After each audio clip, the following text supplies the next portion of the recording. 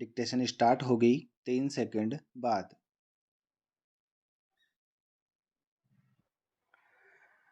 Start. विश्व वानिकी दिवस हर साल 21 मार्च को मनाया जाता है।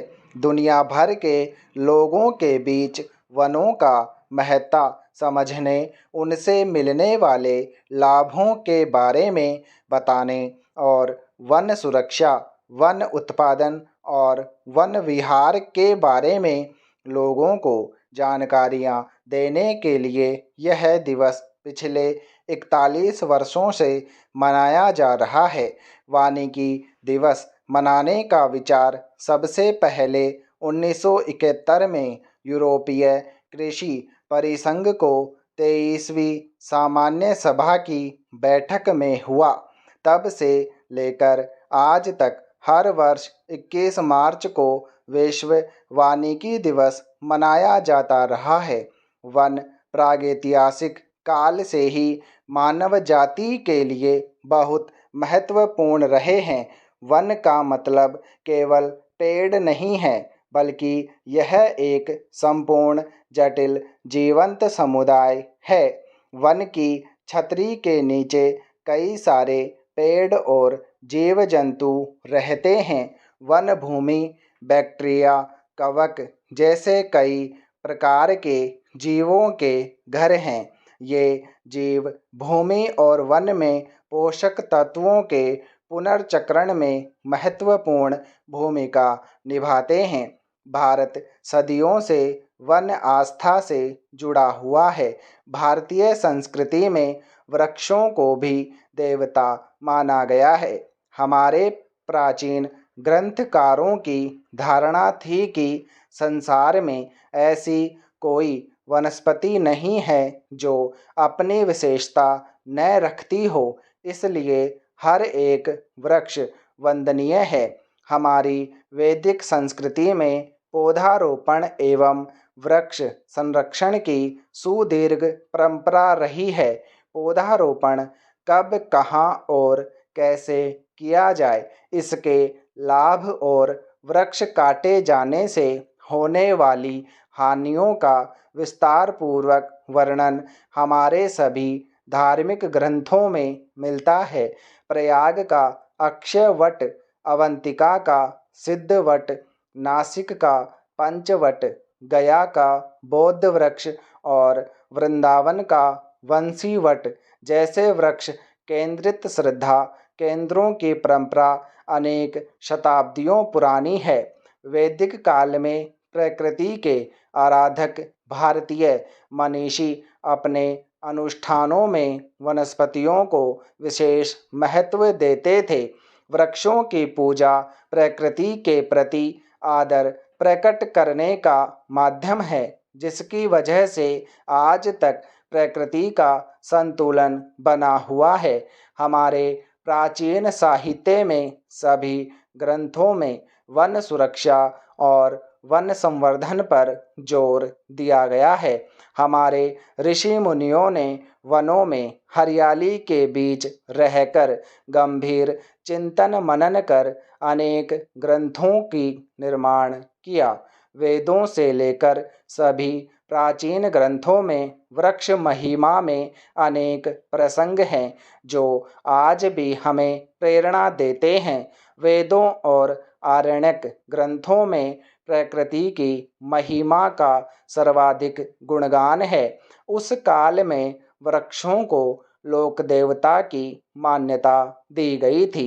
वृक्षों में देवत्व की अवधारणा का उल्लेख वेदों के अतिरिक्त प्रमुख रूप से मत्स्य पुराण, अग्नि पुराण, भविष्य पुराण, नारद पुराण, रामायण, भगवत गीता और शतपथ ब्राह्मण आदि ग्रंथों में मिलता है। पैरा। परीक्षा चाहे वह बोर्ड की हो या विश्वविद्यालय की हो या अन्य कोई, उसमें पेपर विवरणात्मक भी हो सकता है।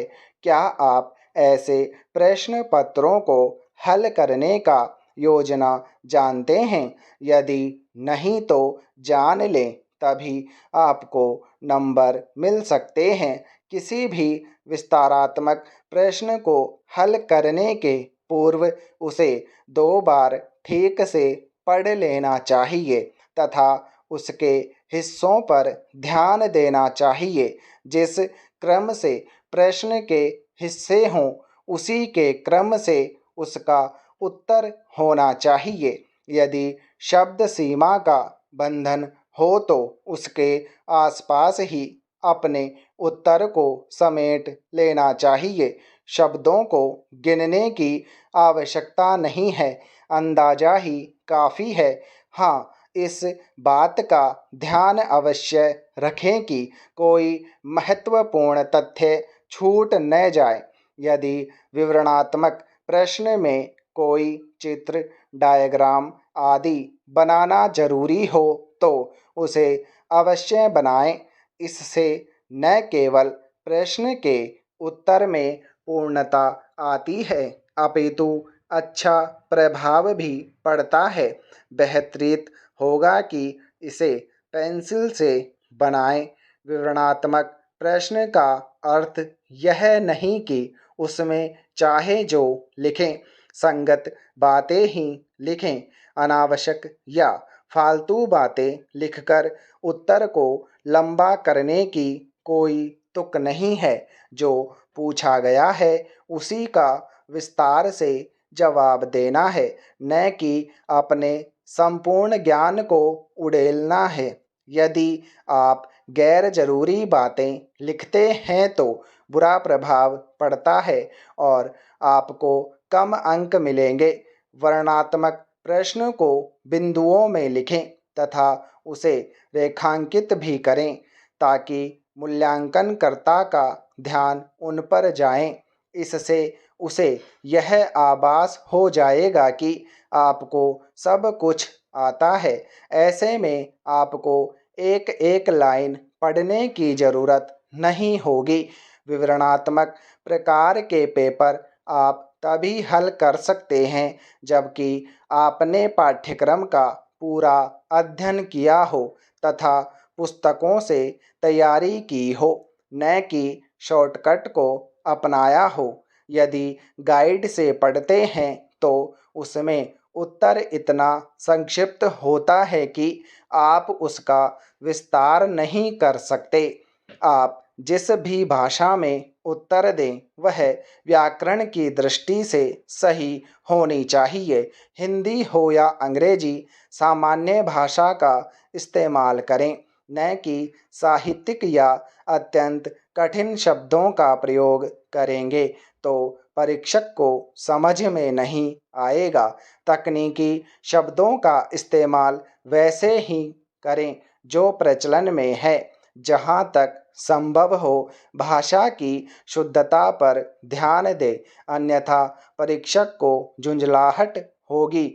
यदि आपको लिखने की आदत नहीं हो तो निर्धारित समय में सभी प्रश्नों का विस्तार से उत्तर नहीं लिख पाएंगे। इसलिए लिखने का अभ्यास करें। लिखने की आदत नहीं हो तो एक प्रश्न का उत्तर लिखने पर ही हाथ दुखने लगेगा और आपको रुकना पड़ सकता है। स्टॉप।